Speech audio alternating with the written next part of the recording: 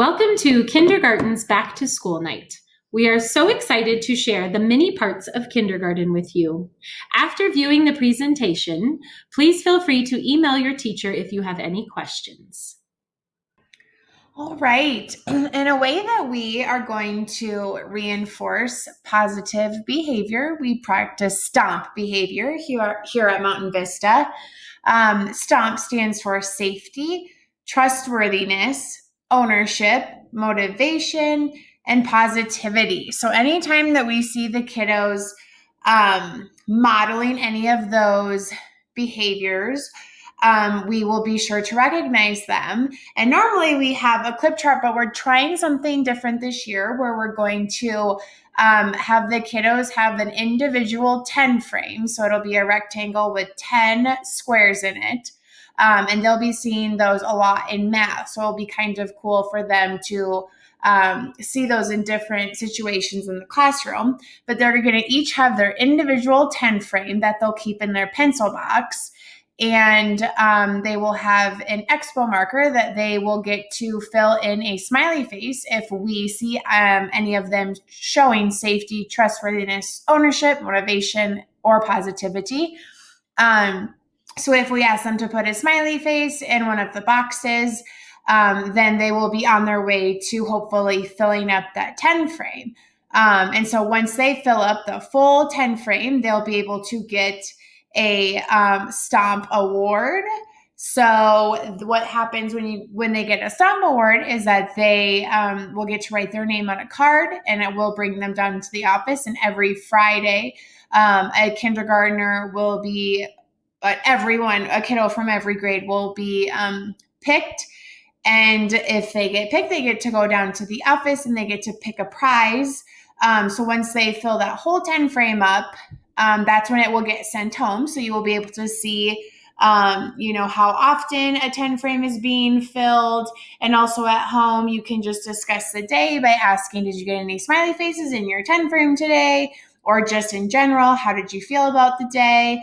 And so we're hoping that not only will they be rewarded for their good behavior, but they will also be able to kind of self-monitor based on looking at their 10 frame and seeing if, how many more they're needing or how often they're getting it filled up. So we're kind of excited for this new reinforcement of positive behavior. I want to take a few moments to share our daily schedule with you. We start our day with soft start, where students come in, they wash their hands, put their backpack up, and then have an activity at their desk to do before they choose a center for purposeful play. During purposeful play, students have the opportunity to interact with other students while still social distancing. They have time to work with their teacher one-on-one for assessments and small group instruction or individual instruction. After that, we go into reading workshop, where we use Fontes and Pinnell, ERLA, and Foundations to cover phonics and word study. And then we also have level books for guided reading instruction.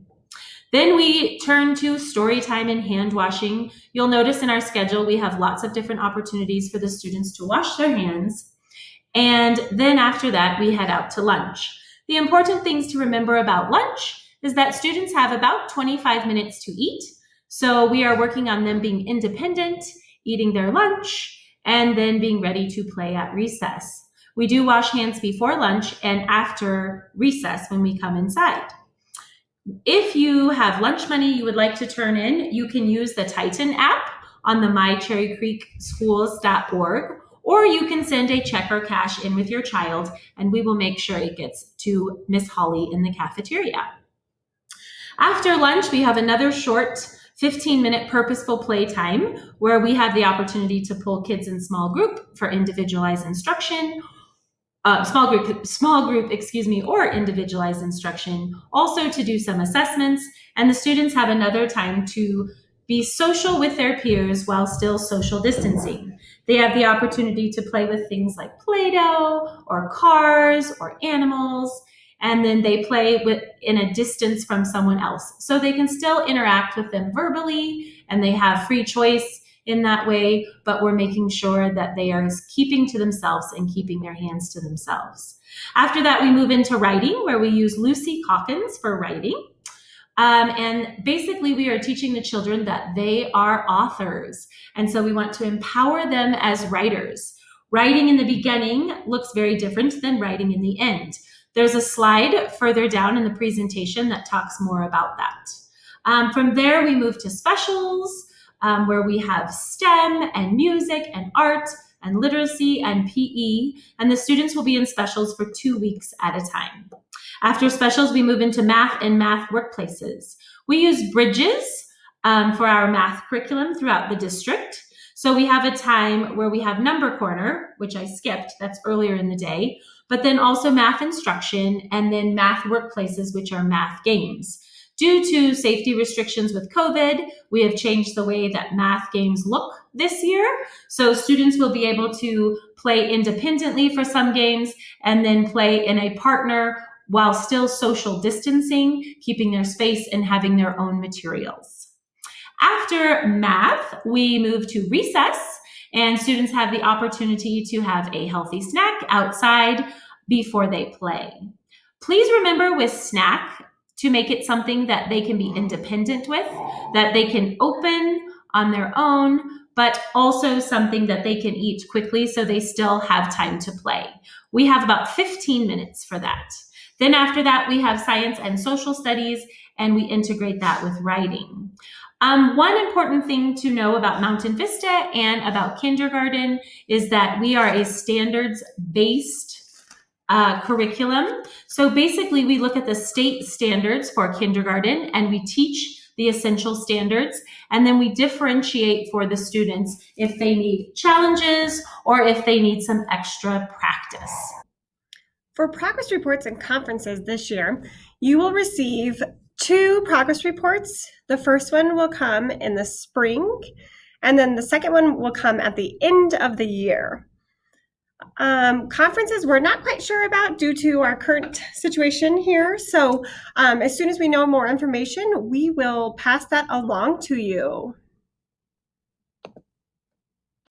Okay, so now we are going to talk about Mammoth Moment. Now, in years past, if you've had a child in kindergarten, we used to have what was called the BIP, or the Very Important Person, and the kids were able to take home our class bear.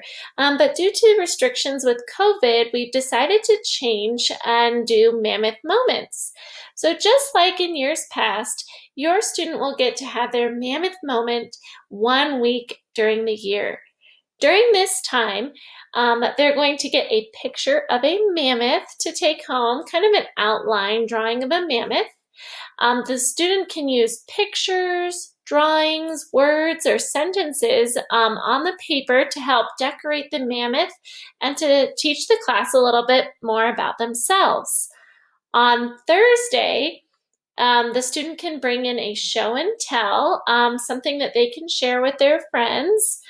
We will not pass the show and tell around, but they will be able to show their friends and tell them a few things about them. And then at that time, we will also have the students practice asking questions and also giving compliments about the student show and tell. And then on Friday, you may film yourself reading your child's favorite book and send it to your teacher through email, or you can send in a favorite book for your child, and the teacher will read it to the class.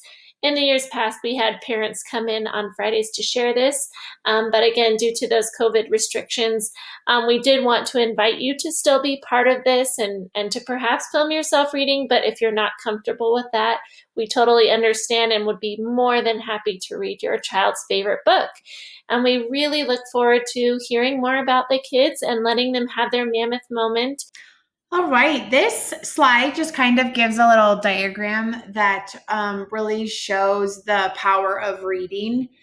So research shows that in order for a kiddo to be ready to read and to be ready for the pages on the words on the pages, research shows that a student must have 2,000 hours of reading experience. So reading experience could be being read to, interacting with books, any way that they are hearing reading or looking at books is exposure to reading, which is going to then benefit them when it comes to learning to read. So to the right here, you can kind of see that why your child can't skip their 20 minutes of reading tonight. So you can see James as a hypothetical kiddo in green, and then Travis as a hypothetical kiddo in the red. So it says James reads 20 minutes per night. So you can kind of see in 1 week how he's reading 100 minutes, in 1 month 400 minutes, 3,600 minutes of reading in 1 school year, and then 28,800 minutes of reading by the end of 8th grade. And then if you look over here at Travis, who only reads 4 minutes per night and sometimes not at all, you can definitely see that he is not having as much exposure and experience with books, which then is going to negatively affect him when it comes to reading and learning to read. So this is just kind of giving an idea. We're hoping that you have been and that you are reading with your kiddos at home, because it is so, so powerful for kids to hear reading, to see the words as you're reading them in order for them to start making meaning of their reading, to starting to hear and see the first letters and sounds of words and the ending of the words and the middle of the words. So please keep reading to your kiddos, and please keep putting books in front of them, as we will be doing that a lot throughout the day, throughout the year, but it definitely carries over to at home too. So we hope that you're continuing to do some reading with your kiddos. Okay, let's talk about reading, writing, and math at home. First, if you see just right up here, this site, you can click on it and go to this website. And if you click on the very first video, I think it's Number Sense and Early Mathematics, it will show you the progression of math that we basically cover while the kids are in kindergarten. It's a really nice video that just kind of explains what we'll be doing to help you understand how we are learning math in the classroom. We always have extra resources available on Schoology to where you can link to different math games and different math sites, and also for reading. Reading and writing. Set up a time daily to read with your child, whether it's 10 minutes when you get home, maybe it's after dinner, maybe it's right before bedtime, whatever works for your family, but just setting up a time to do that. And then making sure that you're reading vocabulary-rich text to and with your child. So library books and picture books, all of those fun things, just so that they hear different vocabulary through the stories. We are also teaching the kids to read the pictures and tell about the story, and that is an important part of pre-reading, because it will give them a little bit of background knowledge as to what they're going to be reading about in the story. Also providing opportunities for your child to write daily. This could just be something small, maybe just writing 1 word about something they did at kindergarten, or maybe they're going to help you with the grocery list and they're going to sound out 1 thing that they want you to get them at the grocery store. It could be name writing practice, just different things. Coloring, I feel like, is also a very good thing, just to work on those fine motor skills, coloring within the lines, taking their time. Sight words are also part of the reading practice that we will be doing, and then completing the homework. So as we see, we have homework for 10 minutes a day. We have name writing practice, letter and sound practice, and sight words. We will start homework next week. We will send home sheets with the kiddos' names on them for them to trace. We are working on uppercase at the beginning, and the rest letters are lowercase. We also work on correct letter formation, so that will be a very important thing that we will work on from now, for a while, through the end of kindergarten for sure. If your child is working on their letter identification and the sounds, we will send home homework practice for that. It's a little ABC book, and we'll send home directions on how they can work through that. If your child knows their letters and their sounds, then we will send home the beginning sight words for kindergarten. The goal by the end of kindergarten is to know at least 60 sight words. So we start those pretty quick after they know their letters and sounds. The goal for letters and sounds is to have those by fall break. So we do those pretty quick, but the kids pick up on them really fast. So then we just ask for that reinforcement at home. We will start book bags where they will come home with a blue book bag, and it will have a few books inside for them to read during the week. And then those will come back at the end of the week, and then they'll get new books the following week.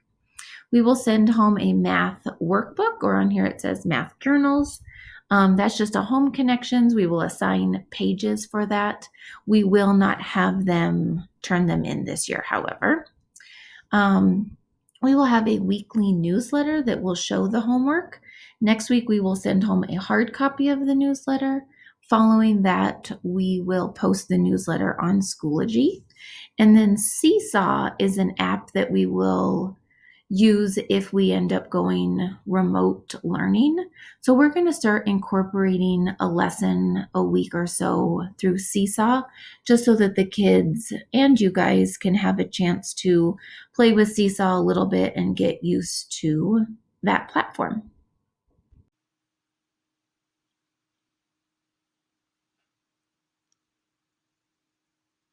Before we ever get to addition and subtraction, and long before we tackle fractions and decimals, there's so much understanding that needs to take place. So here I'll try to explain the progression of early number and counting. Well, before students come to us in kindergarten, they begin to see what numbers look like. I mean, literally. Check out these dice. Students know that there's 4, 2, 3, and 5, but they don't know that quantity. They're just simply calling out number names and matching them to what the things look like. They know that we have 3, 3, 5, and 4 on the yellow card. What they're doing is matching a number name to a visual pattern. This is a really big piece, but a lot of kids are able to do this before they come to us in kindergarten. This ability to recognize quantity without counting one-to-one is called subitizing. Some say sub, some say su. I just say it's magic. But here, if we were to show the number 4, a student might say 4. Yes, they know the number name, but if you ask them to prove it, they might count them 1, 3, 9, 7. This is a perceptual subitizer. They cannot explain why it's 4. I think most of us are familiar with the conceptual subitizer that would say 4 because there's 2 and 2 more. In this early trajectory, we're talking about a perceptual subitizer. So as students are working on this idea of subitizing, they're simultaneously building their understanding of more and less. Let's take these two hands, for example. If we were to put some candy in each hand, and then we were to ask a student, which one has more? I think most students are going to say the one on the right has more. And they're able to recognize this because they can visually see and compare the difference. They can't tell you exactly how many more, but that visual representation of more, well, that ties back to what they're doing with subitizing. The students don't need to count to compare the quantities. If we were to take some candies from the right hand, put them in the left hand to where they're equal or almost the same, now we have a need to count.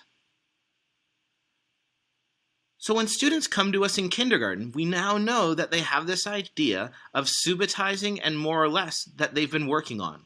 So from there, we introduce rote counting. Rote counting, well, it's kind of like this. As students are learning the alphabet, they might say LMNOP and have no idea that there's actually letters embedded in there. Rote counting, same thing. Students are just working on that count sequence, the reciting of names. So an example of that would be as if we asked a student to count from 1 to 6. They might say 1, 2, 3, 4, 5, 6, 7, 8, 9, 10. We said stop at 6, but you know what? They can't. They have no idea where 6 is in that count sequence. Well, in kindergarten, students should be working on that count sequence from 0 to 100, forwards and backwards. I think most students in kindergarten have had exposure to a hundreds chart or a 99 chart. But what about this one on the right? When the value increases, the numbers on the chart rise up. Now when we count up from 0, we don't go down, we actually go up. That might make more sense to kids. Something to think about. So as students are working on this idea of rote counting, we begin to introduce this idea of one-to-one correspondence. And to be honest, one-to-one correspondence, it's much more than simply tagging numbers to objects. Here's an example. If we ask a student to count 8 and place them in the bowl from a set, and they're able to do that, they're a producer of counting. They're able to do that one-to-one tagging to 8. Now, if you ask them how many were in the bowl, they don't know. They'd have to go back and recount them all over. A student that we'd ask how many didn't make it inside the bowl, well, they're a counter. They can count a finite set of a quantity. So for instance, there was 4 that couldn't make it. So we want to make sure that students are both counters and producers. And one way we can do that is by building this understanding of tagging, but not always with numbers. So here we have 6 bears, and we want to match each bear to a green present. This idea that's happening in one-to-one correspondence, it's really, really big, and we need to make sure that we devote enough time for our students to develop this understanding. So as students are working on rote counting and one-to-one correspondence, cardinality gradually makes its way into the conversation. What cardinality is when students are counting out a set of objects. The last number in that count sequence describes the quantity in the set. Students might count this pattern here of these pennies, but they might double count some. So now they use a counting strategy where they line them up and count from 1 to 8, and they know that they said 8 last, so that there's 8 in the count sequence. This was an example of a counter with the pennies, and on the bottom here with the rec and rec, we have a producer of 8. And they're able to tell you that it's 8 because of the last number. We then move on to hierarchical inclusion. Yeah, it's a really big word, but all that it means is that students understand that numbers are nested inside other numbers. So if we take that penny, for example, students would know that if you had 8 pennies, you must have 7 pennies. That numbers are nested inside the numbers. So if we ask students to put 7 inside this circle, do they need to count out 7 pennies, or do they just remove 1 and drag the set into the circle? The same idea with the rec and rec. Do students count out 7, or do they just know to remove 1 because 7 is nested within the 8? And at the final part of this progression of early numbering counting comes number conservation. The big idea here is that students understand that there's a decomposition of number. We might ask, are they the same? Students would say, yeah, we have the same number. But if we stretch out the blue row and ask which one has more, students might say the blue. This is at the heart of number conservation. It's about decomposition, that numbers can be broken apart, and that numbers, the whole, is made up from parts. So at the beginning, we talked about a perceptual subbatizer. Well, here we have 3 sets of 4. Well, when students get to this piece in the number sense trajectory, they understand that 4 is made up from parts. So now when we show students these dots and we show them these yellow cards, they're able to see that 4 just isn't a name, it describes the parts of a whole. Now we're getting to that conceptual subbatizing. There's a whole lot happening here. One thing to remember, the turtle won the race. Thanks for watching. Let's continue the conversation on Twitter. All right, what does writing look like in kindergarten? At the beginning of kindergarten, you can see that we will just be drawing pictures. Some kids might do symbols that they think look like letters because they might see us writing letters that go with our picture. Then they'll move on to labeling their picture with just a beginning and an ending sound that goes along with their picture. Then they'll start to string letters together to tell you what they have going in their picture. Then you can start to see that they're starting to maybe write sentences. They might start using some sight words that they know. And you can see that they've got some more letters strung together. Maybe they might start adding a period. Then we move on to them writing words that they are sounding out. So they just write what they hear. So we can kind of see that maybe she's talking about her bike, because I see I, maybe ride, the W for an R and then an I and a D, my being MI, and bike, BIC. So that's a very common thing. We do let the children sound out the words and they write what they hear. We call it phonetic spelling, and it is very kindergarten appropriate as they're learning how to spell lots of different words. Then you can see towards the end of kindergarten, they'll have sight words spelled correctly. They'll have sentences. They might be learning how to spell some other words correctly if they've seen it enough in books. And they'll have finger spaces and punctuation. And then you can see that their words truly do match their picture. So this is what we'll be working towards until the end of kindergarten. All right, so for communication, you guys have that red folder that we have been sending back and forth to you. That is the folder that we put in anything that needs to come home from the school, any papers that we're grading, things the kids are doing here at school. So you want to make sure that you are checking that red folder every day and clear out those papers, and then also get it back in the backpack and return it here to school. So that is one way that you'll be getting communication from the kindergarten teachers. The main way that we send out all of our emails and things like that is through Schoology. So you want to make sure that if you see something come through from Schoology that you are checking those emails. If you are not receiving those, you want to check your spam and make sure they're not in there. Otherwise, you need to let us know that you're not getting them, and we will try to help you figure that out. Some other things that are on Schoology are we have on our course page some extra resources and other things like that you can have. They would be great to use with your child at home if you need some extra resources. Our weekly newsletter, we send those out on Monday, and it will be actually posted on Schoology. So that's where you will find that every Monday. We'll post our new weekly newsletter, and that lets you know things that are happening here at the school, and also it lets you know what's happening here in the classroom and keeps you up to date. Unfortunately, this year, due to concerns of COVID, we are not able to pass out any birthday items this year. So instead, though, we will definitely continue to sing happy birthday and celebrate your child. And we do a fun thing where they get to mix up the birthday song, and the kids really love that. And then your child will receive something from the teacher as well. Independent skills are skills that students need to take care of themselves. A big difference between preschool and kindergarten is the expectation of independence and teaching children to be independent. Through teaching children to be independent, it helps them feel successful at school and helps them feel more confident at home and at school. We are excited as kindergarten teachers to partner with you as parents to help your child to become more independent at school and at home. Some things that would support their independence in school is being able to open their backpack and look in their red folder and see if there's something important to give their teacher.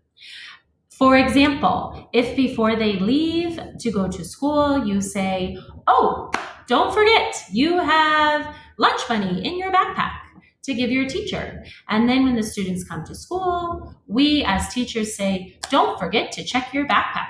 Did mom or dad tell you there was something important in there for us?" So together as a team, we can help the kiddos become more independent in these tasks. This has become more important as social distancing guidelines have been put in place to keep students and teachers safe and minimize physical contact.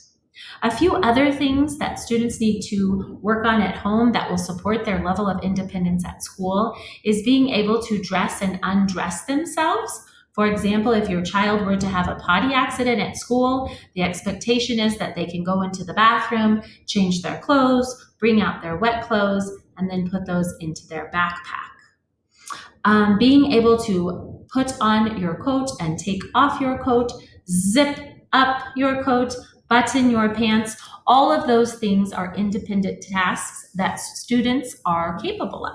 And we are working to teach them that at school as well.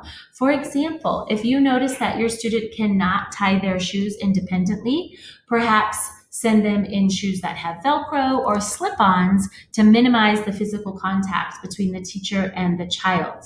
When you notice your student is become more independent with that task, then put them back in the tie shoes and send them to school. The students get so excited when they can master these skills like tying shoes or zipping their coat, and it's fun to watch them grow in kindergarten.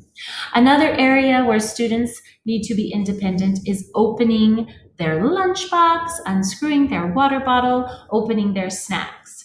We support the students as much as we can, but the more that we can minimize physical contact between the students and the teachers, the better it is to keep everyone safe. So when you are working with your child at home, maybe show them different strategies to open the Cheez-It package or how to unscrew the bottle. We do that at school as well, but the more they can practice that in both settings, the more they will become successful and feel confident in school. We appreciate so much you sharing your children with us this year, and we know that you are working hard at home to teach them to be independent, and we really appreciate that at school. Hi, Mountain Vista families. Welcome to the 2021 school year. My name is Ben Nacarado. I'm the new English Language Acquisition Specialist here at Mountain Vista. That means my role is to go into classrooms and co-teach with your students' teachers. So what my role really is I provide equitable access and learning opportunities for students who speak more than one language. So that means if another language is spoken in the home, oftentimes students might need some support in learning the content that's happening in the classroom and making that available to them. So what we want here in Cherry Creek Schools is for kids to ultimately become bilingual. That means at home, students will be reading, writing, learning that at home, all within their native language. So it's very important that students learn at home in their native language, and so that they don't lose that language. At school, everything that we'll be doing here will be in English. And what that looks like is that I will be co-teaching and collaborating with teachers. I will be going into your child's classroom, making sure that I provide meaningful access to grade level content to increase your students' overall academic and social language. So I rarely will take them out of the classroom other than in January if they are within the Cherry Creek English Language Acquisition Program. They will be given an access test in January to monitor their growth in language, and those results will be given to you.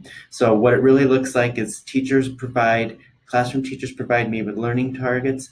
I take those learning targets and plan with the teacher around the language demands that are required of the students in order to have it make sense for them and in order for them to understand. So I will be going into the classroom, I may be working, and I'll be working with all kids within the classroom, just not the second language learners. I'll be working with all kids co-teaching, working in small groups, and so it looks like a variety of different ways.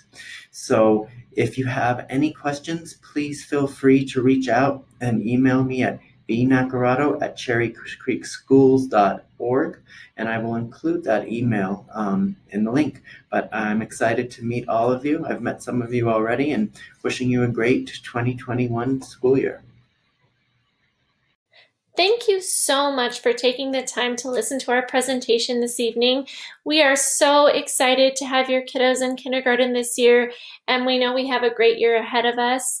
If you have any questions after watching this video, please contact your child's teacher.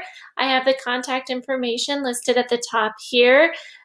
We are happy to answer any questions that you may have, and we are so looking forward to partnering with you this year and learning and growing together.